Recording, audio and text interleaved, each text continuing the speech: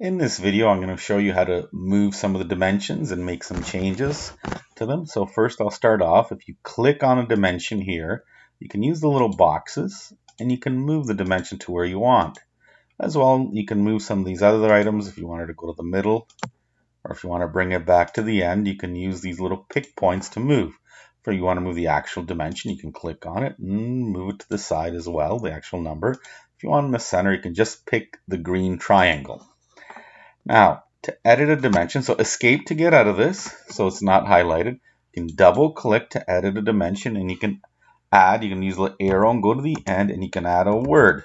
So just add the word to the end and go OK, and you can add the word to the end. You can double click, again, double click on the dimension, hit delete, and you can add X there if you want, and then you can click outside and it puts the X there. Moving on, you can also explode a dimension. So you can go over here and you can break it into the parts. I do not recommend this, but you can use the explode button here. You can click on the dimension here and then you can hit enter and it breaks it into the little parts. So if you wanted to, you can delete that and just have the arrow or just have the arrows there. I really do not recommend this, but if you do want to break a dimension up, you can use the explode button right here. Now to line up dimensions, so I've drawn this little staircase, or this little staircase coming up, which has a bigger stair in the middle. Let's add dimensions. So we'll go here, we'll click here, we'll click there, and we'll bring the dimension up. Now the next dimension should be lined up. So if I go here and I bring it out, I should zoom in and click on that little box, and it perfectly lines up here. So let me show you that again. If I click on that, I click here, and I click there, and I bring it out, you should have them lined up. It looks more professional than scattered.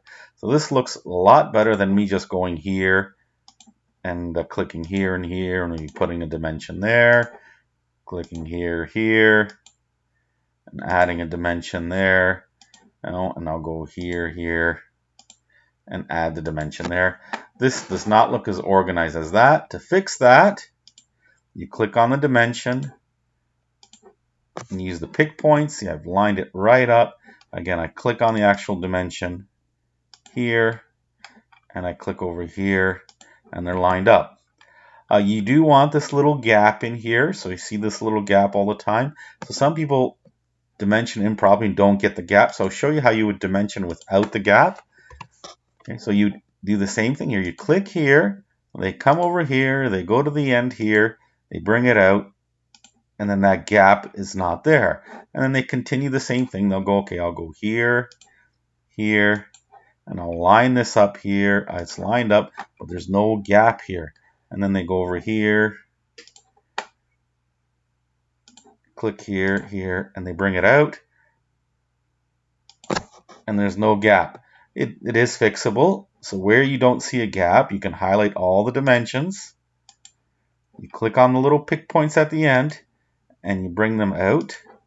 You click on that little pick point on the end, you bring it out, and you click on that pick point here, and you bring it out, and there's the gaps that you need here, the little gaps. And now the drawing looks professional with the dimensions coming out here. The reason for the blue, or we switch to the dim layer, is so it prints out lighter and then prints out darker.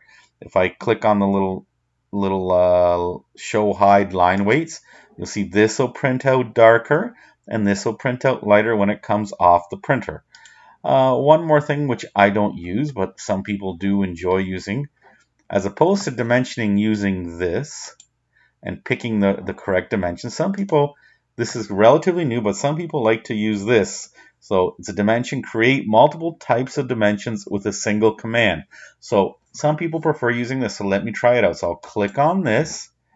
Okay, I'll click here, and it creates this dimension. Great.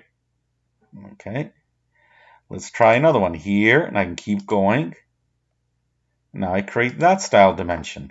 Will it work for the circle? I just keep going here. Oh, yeah, it does a diameter. I click here. Oh, it does not do the one I want, so I'll try it again. I'll click on that one here. I'll click on the thing. Now it does a radius. Let's click on it again. Oh, diameter. Still does a diameter dimension. Okay, sometimes I might want a radius, but it gives me that diameter option. Let's fiddle with it again. Again, some people didn't want that. So for me, I prefer to actually pick the one I want as opposed to use this. But some people prefer and they get used to using this. But I personally prefer to pick the one I want and then put it on the drawing as opposed to clicking this and the computer kind of picks one for me, or it takes me a while to figure out how to switch it to another one. That's just a personal preference. Some people prefer to use this.